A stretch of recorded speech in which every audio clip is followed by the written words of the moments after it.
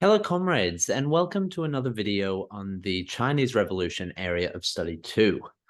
In this video, this is one of two videos that we're going to do on the extent of continuity and change in Chinese society from 1912 to 1976. In this first video, we'll focus on Chinese social groups and continuity and change among social groups. Now, much of the information in this video came from your work in class, and some of it has been, I've added some information from Ian Lyle's study and exam guide book, as well as from your Tom Ryan textbook. So let's get into it, starting with peasants. So the way this is going to work and the way you should aim to approach a continuity and change question, whether it's extended response or an essay, is by looking at what life was like before the revolution, what life was like after the revolution, and the extent of continuity and change. So let's start by looking at before the revolution. If you can hear a tiny squealing, it's my tiny dog here who really wants to play, but we're not going to right now. Sorry, Cleo. So before the revolution, peasants were the main portion of the Chinese population, making up between 80 and 90% of the population. They were subjected to exploitative taxes by warlords and the Kuomintang. They lived in crushing poverty. Life expectancy was 35 at birth in the period from 1912 to 1949, so a really low life expectancy.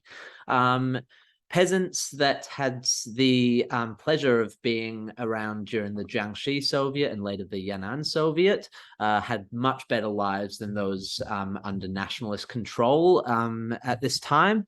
As Mao said in the Jiangxi Soviet, they are all human beings, saying he welcomes peasants into the party. And then at the Yan'an Soviet, also under the CCP, an example of their better living conditions was that literacy rates improved from 1% in 1936 to 50% by 1943. So just in a 7-year period, literacy rate improved exponentially. After the revolution, peasants went through some initial gains from the Agrarian Reform Law from the 28th of June 1950, with 47% of land redistributed from landlords to peasants.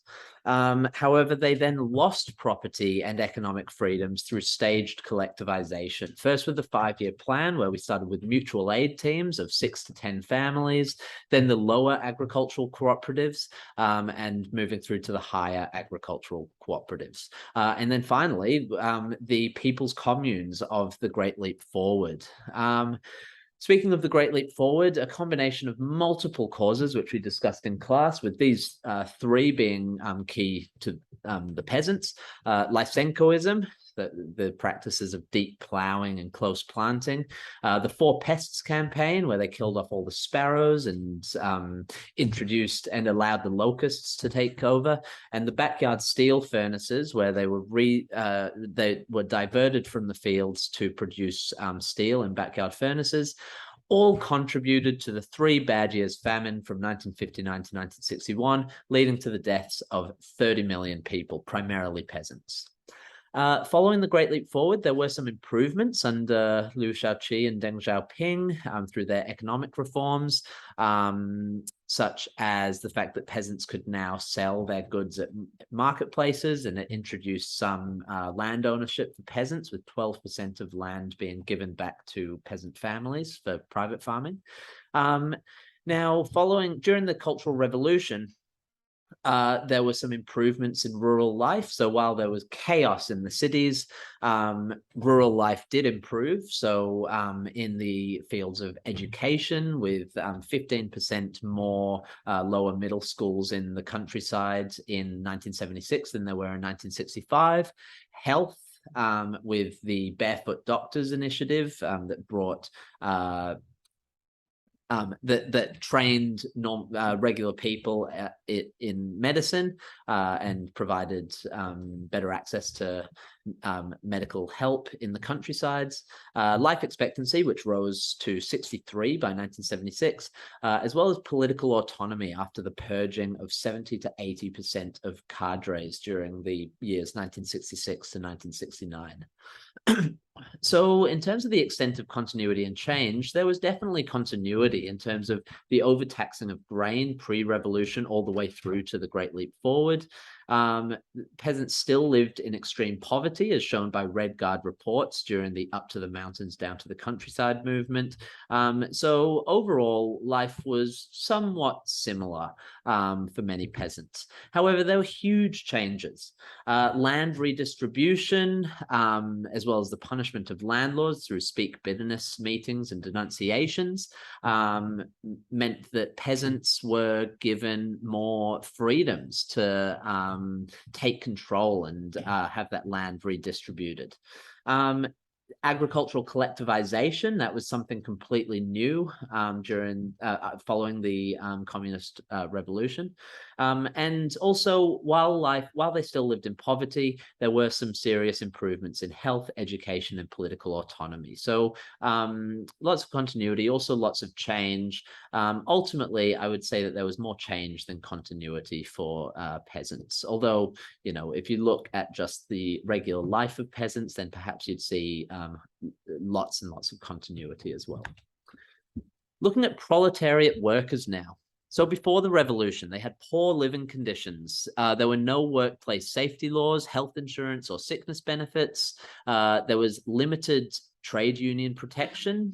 So while unions were legal and encouraged by the CCP when they could, they were often subject to police harassment.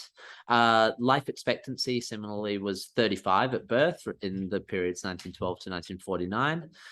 So during the White Terror, following the Shanghai Massacre of 1927, workers that were suspected of CCP sympathies were killed. Those same proletariat workers living in the cities couldn't easily access the CCP Soviets, so they had to live in sort of the nationalist controlled areas. And as such, they were conscripted into the Kuomintang armies. After the revolution, stable wages were provided by currency reforms and as well as reduced inflation by the CCP. So, for instance, inflation was reduced from 85,000% in 1949 under the nationalists to only 15% in 1951. The Danwei system provided guaranteed access to accommodation, childcare, healthcare, and pensions. It was also, however, used as a tool of surveillance and control. Life expectancy at birth increased to 63 by 1975, similar to the peasants. Well, that was just all over throughout China. And trade unions and striking was outlawed, with all workers' organizations controlled by the party, by the CCP. So some continuities were workplace safety issues, as well as limited or no trade union protection. However, changes, they received more stable wages, extended life expectancy, health insurance, access to accommodation, healthcare, childcare, healthcare is written twice, and pensions.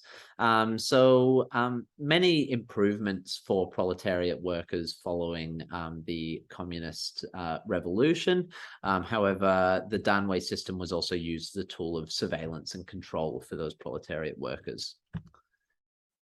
Women. So let's look first at imperial China. So before even the 1911 Xinhai Revolution, imperial women were bound by the Confucian values of the 3 obediences and 4 virtues, which emphasized subservience to men. So the 3 obediences were that women were to be obedient to their father before marriage, then to their husband after marriage, and then to their son if they're a widow. The 4 virtues are the virtues of morality, proper speech, modesty, and diligence.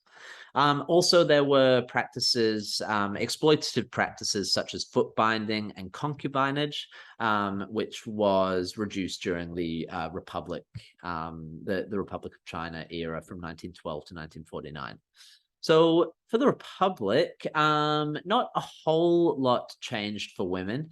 As Jonathan Femby says, the new regime had a particular problem dealing with women. The Constitution made no mention of gender equality. Now, after the revolution, the 1950 marriage law allowed for women to divorce, own property, select employment, and remarry. Communal creches and compulsory primary education provided opportunities for women to enter the workforce. Foot binding was abolished as a practice. This great quote from Mao, "Women hold up half the sky," showing his, at least on the surface, dedication to women's rights. And during the Cultural Revolution, many Red Guards were young women, with young Red Guards, female Red Guards, quoting Mao by saying, "Men and women are the same. What men can do, women can also do." However, they were still expected to undertake all domestic duties, and with them more readily entering the workforce. This was quite unfortunate for many women, because they were expected to work as well as undertake all domestic duties, and they were largely left out of politics with just a few exceptions, such as Jiang Qing. So in terms of continuity, women still held little political power and political presence. There were few women in power. Misogyny was still present among society, particularly in rural areas. Changes. I mean, the marriage law of 1950 was a huge change and a huge win for women. It provided rights to divorce, own property, and remarry. Traditional practices such as foot binding were outlawed, and the Red Guard movement involved many women.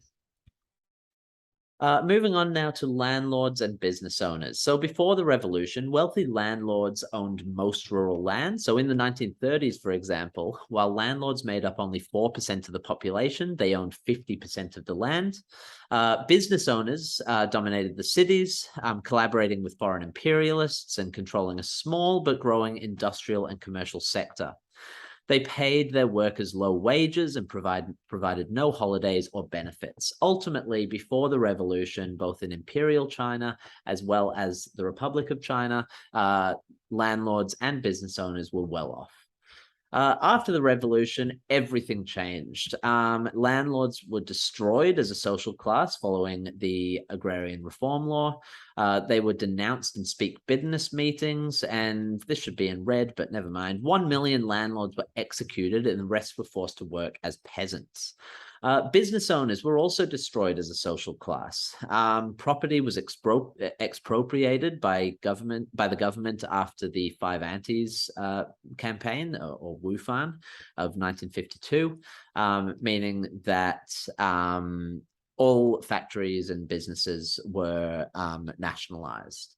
Most of the previous business owners were given jobs as, or many, I should say, were given jobs as managers in state-owned businesses, but they were regularly and frequently denounced during anti-rightist movements, and particularly during the Cultural Revolution, and particularly the early years of the Cultural Revolution, when Red Guards, most of them students, denounced intellectuals. Also, I should add, and I didn't really mention this here, but they were also denounced during the Great Leap Forward. Sorry, I just confused landlords and business owners with intellectuals. Yes, ignore me. Denounced during anti-rightist movements and during the Cultural Revolution. The extent of continuity and change. Continuity. So after Mao's death, which is actually outside the scope of our study, the middle class was treated much better and similar to before the communists came into power. But that was pulling at straws, because that's, like I said, outside the scope of our study. So mainly there were changes. The middle classes suffered major setbacks and challenges after the revolution through mass campaigns and CCP persecution. Looking now at intellectuals, who I confused the last slide with for about a quarter of it, but never mind. So before the revolution, Intellectuals had considerable intellectual freedom in the early years of the Republic, which led to the New Culture movement, in which new ideas and proposed changes to Chinese culture were explored. Intellectuals played a key role in organizing revolutionary activity. For example, they led protests against warlordism and imperialism during the May 4th movement of 1919. They were subjected to arbitrary censorship by warlords in the warlord decade, so from 1917 to 1927, but that depended entirely on the warlord. And once Jiang Jieshi came into power, they were subjected to increasing censorship by his secret police from the 1930s to 1949. After the revolution, freedom of speech was suppressed. There was extreme pressure to conform through the Thought Reform campaign of 1951. There was harsh punishment for dissent. So, for example, the post-100 Flowers anti-rightist campaign.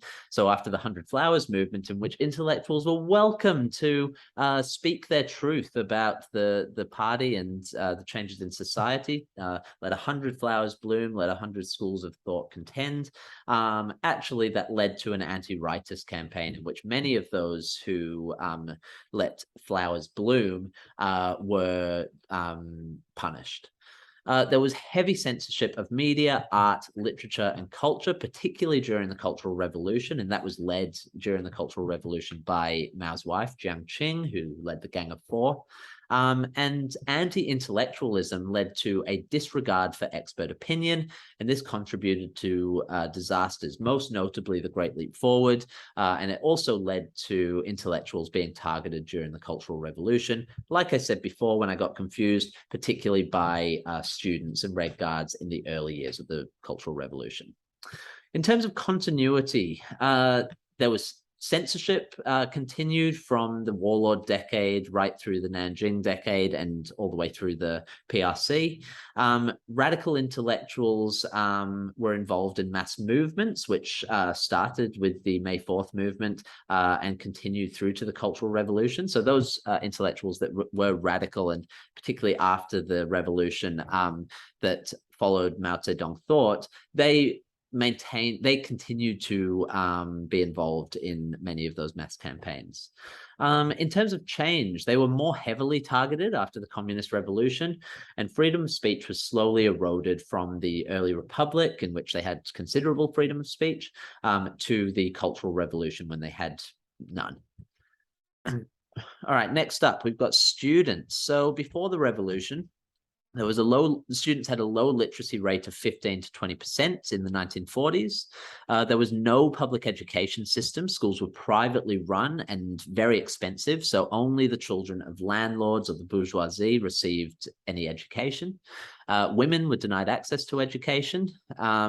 Students, particularly in the cities, were exposed to new ideas and new freedoms after the 1911 Jinhai Revolution. So, for example, the New Culture movement, which was led by intellectuals, but also students were exposed to those new ideas.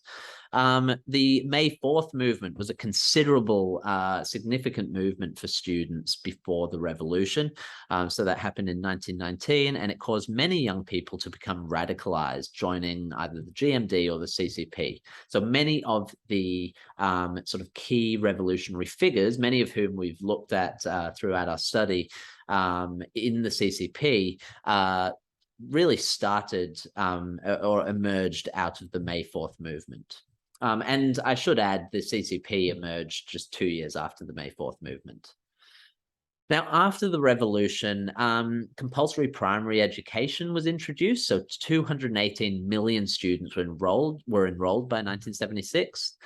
Literacy rose from 20% in 1949 to 70% in 1976.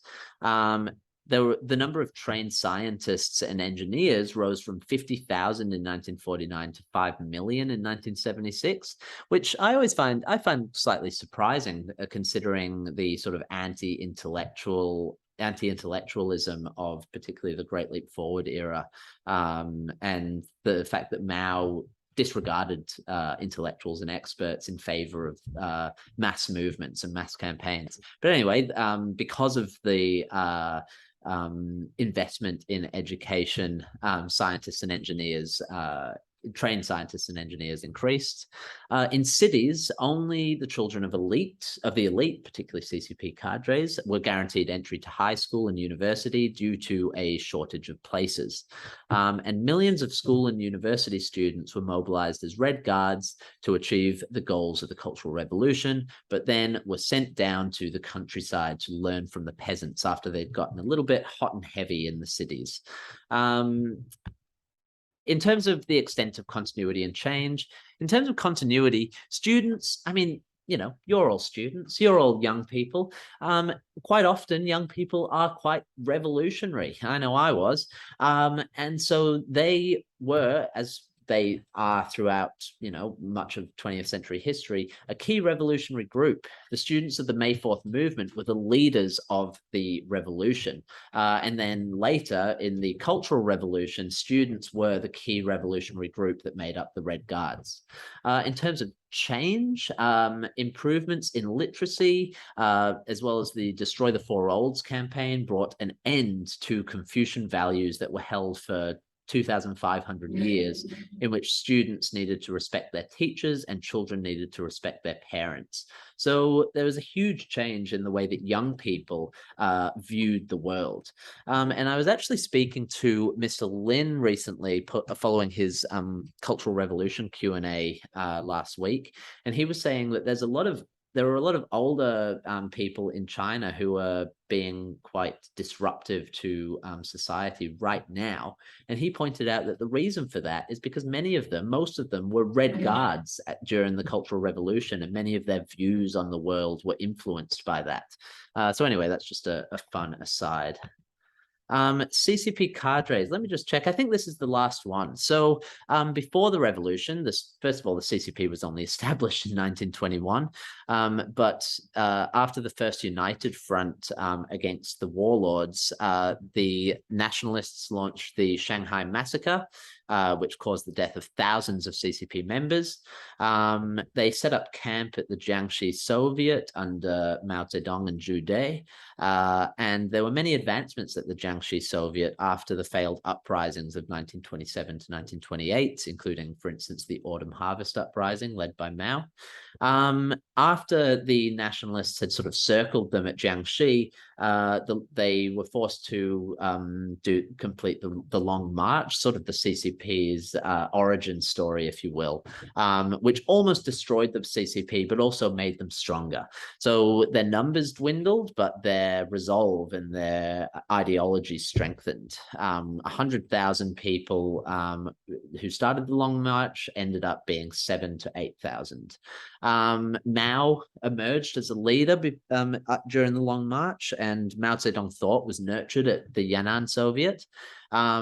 His rectification campaign of 1942 to 1944 led to many Marxist-Leninist cadres being re-educated, purged, or executed to make sure that they were more in line with Mao Zedong thought. After the revolution, those who followed Mao Zedong thought stayed quiet during the 100 Flowers campaign and reported false surplus during the Great Leap Forward were relatively fine as long as they stuck to Mao's mass line and stuck to his line of reasoning. They were okay. Corruption was attempted to be squashed multiple times. So corrupt cadres were targeted first during the Sanfan campaign, the Three Antis campaign in 1951. Then the socialist education movement following the Great Leap Forward, so from during the early 1960s, and finally during the Cultural Revolution. Now, 70 to 80% of cadres were purged during the Cultural Revolution, just between 1966 and 1969, which is why many peasants had greater political autonomy at that time. So in terms of continuity, corrupt cadres were still purged from, from before and after the revolution, but largely that happened after the CCP had come into power. In terms of change, the cadres were less respected across China, particularly following the corruption that emerged out of the Great Leap Forward. And there was some ideological erosion after the Great Leap Forward, which led to higher levels of corruption. So that brings us to the end of this video on continuities and changes for major social groups in China from 1912 to 1976. I hope you found it useful and interesting. I'm going to show you my dog one more time. Cleo, there she is. She's very cute and also very annoying.